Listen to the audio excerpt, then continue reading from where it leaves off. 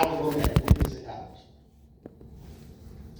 Guy comes in, orders a meal, I fix it, run it, done. So 5 minutes later, I come back from the back. He's standing there with the manager. And the burger is laid out on the counter. I'm like, the hell is wrong with them? I know I fixed the right meal. So he asked me to come over. He says, the mayonnaise and ketchup and mustard was applied evenly. Okay.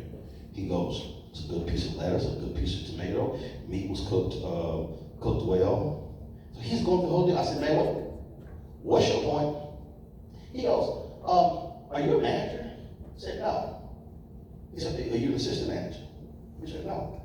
He said, are you a crew chief? I said, no. Why are you asking all these questions? He said, and then he looked at me, he was confused. He was confused because my pants were pressed, my shirt was pressed, my apron was clean, my hat was clean. I fixed this meal the way it was supposed to be fixed. And he was trying to figure out, what did I do? I said, I work here. Didn't y'all tell us how to make the meal on the video? That's how I made the meal. I'm trying to understand what's going on here.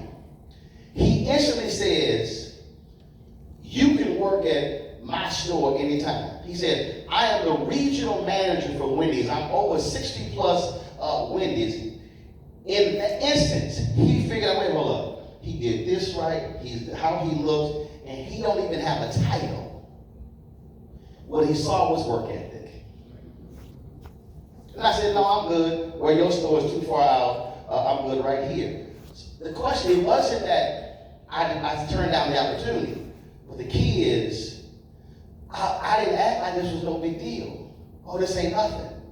And then I had some other people like, man, why are you taking all this stuff serious? I said, are you not getting a check for this? Well, fix the damn big burger like it's supposed to be made. And also, when I go buy a burger, I want somebody behind the counter like me fixing my food the same way. Homeboy was like, him different. Yes, I was. I was absolutely different like all the other workers there because they were treating the Wendy's job like it was nothing, where my whole deal was, no, this check is helping me get through college. I treated the Wendy's job the same way I did my grandmother's catering business when I started when I was 7. I treated the Wendy's job the same way I did my first job with the newspaper and the Work Again television. What I'm trying to get you to understand is, even when I was working at Wendy's, I gave a damn about how I looked, how I presented myself, and how I worked. Because I never knew who was walking through that door. And every single one of you leaving here needs to understand, you are going to go through this life, and you're going to be walking through an airport, you're going to be walking across campus, you may be sitting here going across the yard.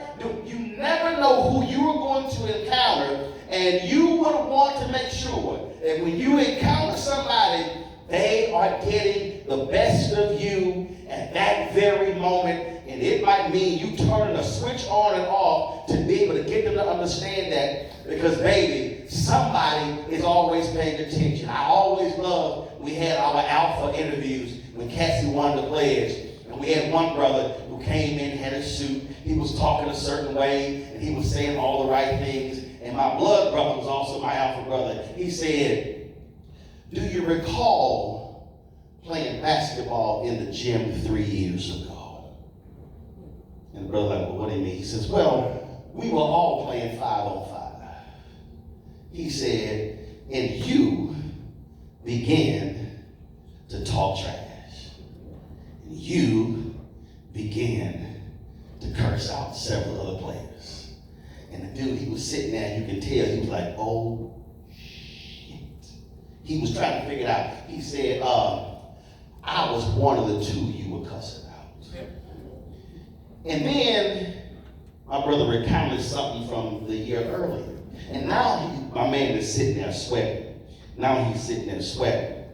And so he said, let me help you out. He said, well, you and other brothers don't realize The moment y'all stepped foot on this campus, we were watching. He said, we were watching.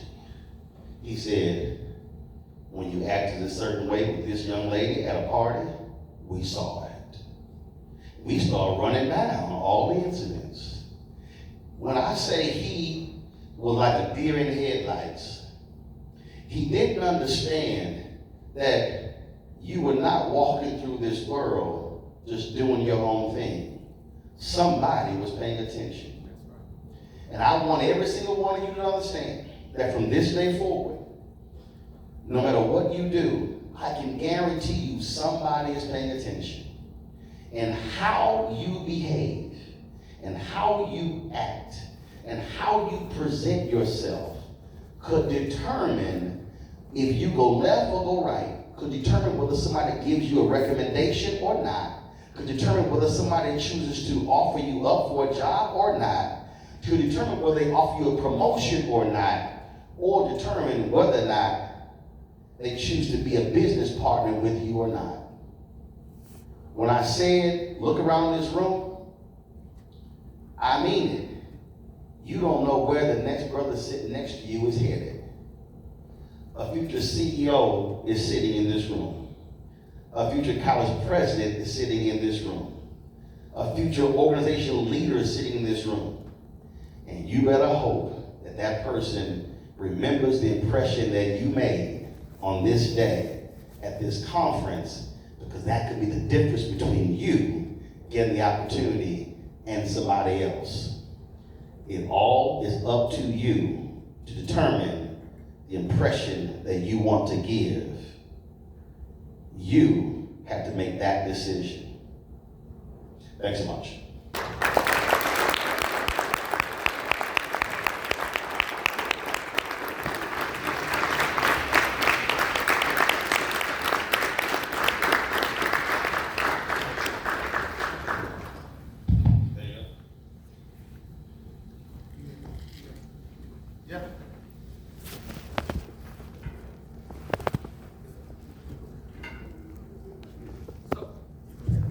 I got it. Wait, about 10 minutes, are we done? I wanted to ask, what would you say is... First of all, what's your name? Where are you from? Christopher Bailey from Memphis, Tennessee. Got it. Yes, sir. What is one of the first fundamental changes we can make to go from that not being present in the moment to being present everywhere that we are?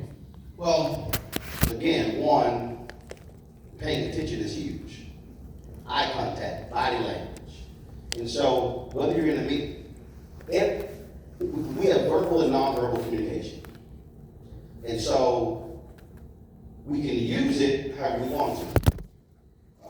I was on a business call with a Fortune 500 company, and they've been BSing us for 2 years about doing an advertising deal. And so I was headed to my office to do my show, and so I was on the Zoom in the car. And so they were talking, and so they were talking on the call, I leaned against my door handle like this here.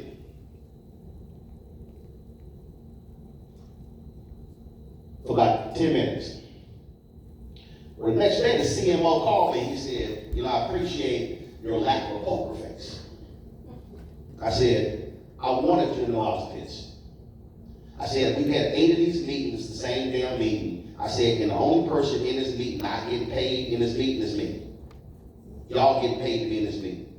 I said, so I'm not having another one of these meetings again. I wanted you to know how pissed I was. Because he had turned to the other guy and said, we're going to have to figure out a reset for Roland because he was not happy. So I was purposely letting them know I wasn't happy without cussing them out.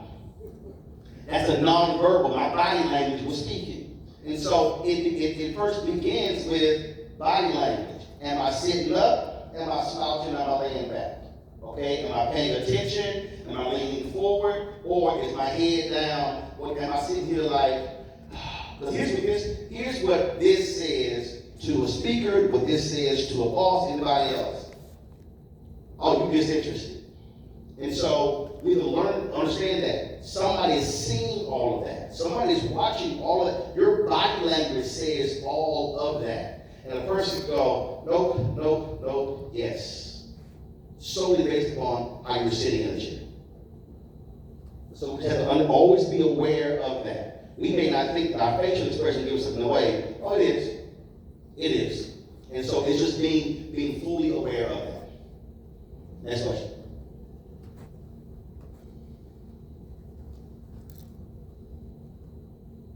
Earlier in the speech, Stand up. Your name? My name is Matthew Donnie. I'm from Memphis. Earlier in the speech, you were talking about people who will talk themselves out of making an attempt. I want to know what advice you would have for people like that. Again, it's just the most guaranteed way not to meet somebody is not to walk up to them. So you got to make a decision. Am I trying to meet this person or not? I have to get over those fears. When I walk up to someone, even now, somebody will come to me and I'll be like, "Hi, roll the bar." They're like, "Why are you saying your whole name?" I'm like, "Because I don't assume someone knows me." If people know you, it doesn't matter that I got 4 million social media followers. And my show, we've done more than a billion impressions and minutes watching. No, I don't assume. So I start with the premise that person may not know me. So I don't do that. And so it's just a matter of being proactive and being assertive enough. And listen, everybody's not like me.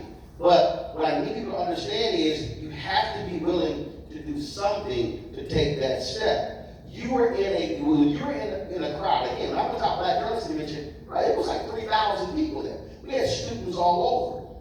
To this day, there are people who are like, "Oh, 1989, we knew you were going to be great."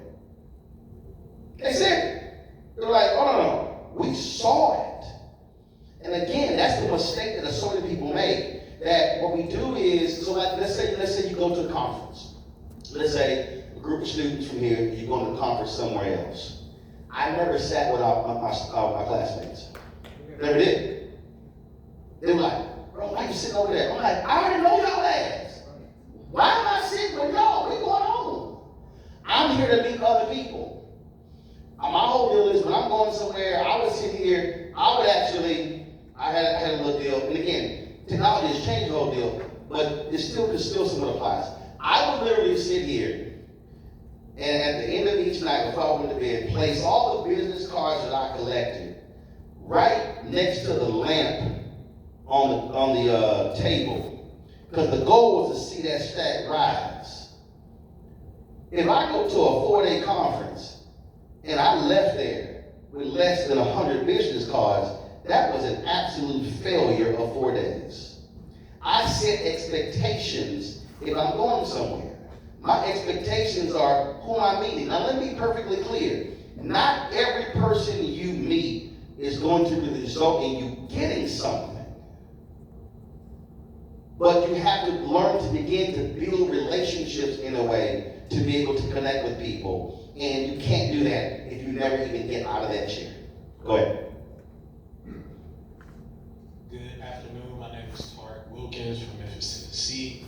With you being in the news industry, what is the best way to engage with news in a way that we're getting the most well-rounded, unbiased perspective? First of all, unbiased doesn't exist.